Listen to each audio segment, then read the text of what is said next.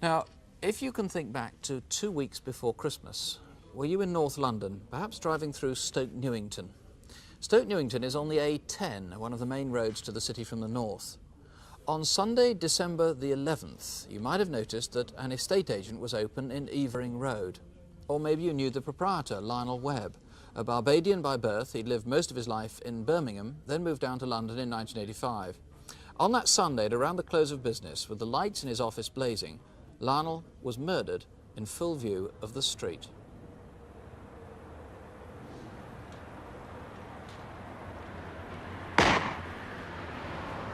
Lionel had become a familiar face in Stoke Newington. He'd moved his business here from Edgware in October, and for weeks before that he'd been supervising the refitting of the shop. Locals say even then he was scouting for new properties to buy. Excuse me. Hi, I'm Lionel Webb from the property developers next door. I was wondering if you ever wanted to sell. Well, I bought this a year ago as an investment. How much? Well, 36. Well, I'd be more than willing to double that to 75.80. Yeah? Well, listen.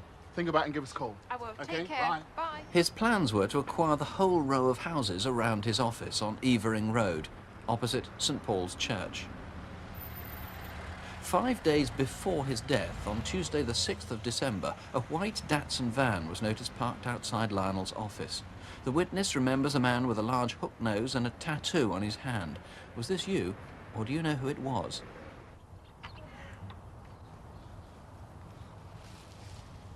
Lionel worked 7 days a week, and at 9 a.m. on the fateful day, Sunday the 11th of December, he set off from his home in Mill Hill. He was carrying a briefcase and a black plastic bag. About 11 o'clock on that Sunday morning, a man wearing a dark woolly hat got out of a red car and went into Lionel's office. Then there's a gap in sightings. Where did Lionel go that morning? Because about 2 hours later, at 1:30, he was seen returning to his office. And he was seen to look up and down the road before entering.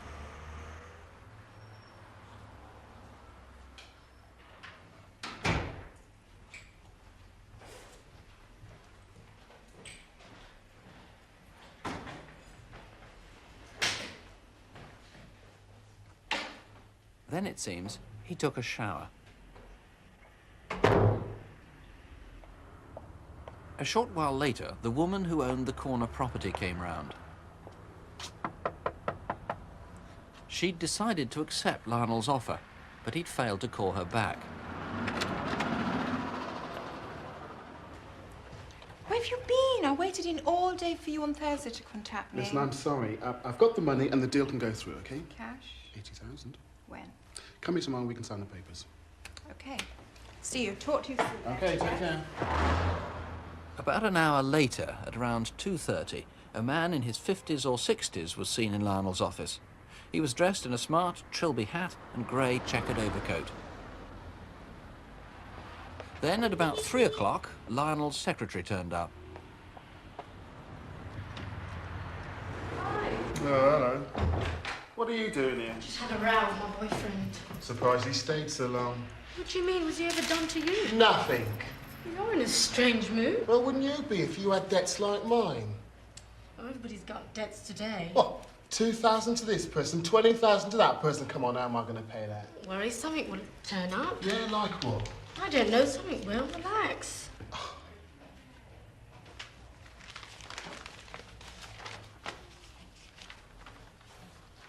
Lionel had promised to help his secretary buy a car, and she'd arranged for one to be brought round at 4 o'clock. It's nice. It's really nice. The car owner told the police that Lionel offered just under £4,000, but asked him to wait till the end of the week for the cash. An hour later, at 10 to 5, a passing motorist saw two white men in Lionel's company. At 5:30, a local handyman called in. He'd worked on Lionel's office. Time you went home. Like you haven't got a home to go to. Sometime round then, Lionel rang a friend, but she remembers he had nothing much to say. You going to college tomorrow? Then she heard rustling in the background. Yeah, well, take care. Everything will be all right. Around the same time, two witnesses stopped briefly to look at the notices in the window. They clearly remember seeing a man in a dark suit and tie sitting at the desk, but they're confident it was not Lionel. Then a black hatchback was seen to speed away from Evering Road. When the handyman returned, he found Lionel's door ajar.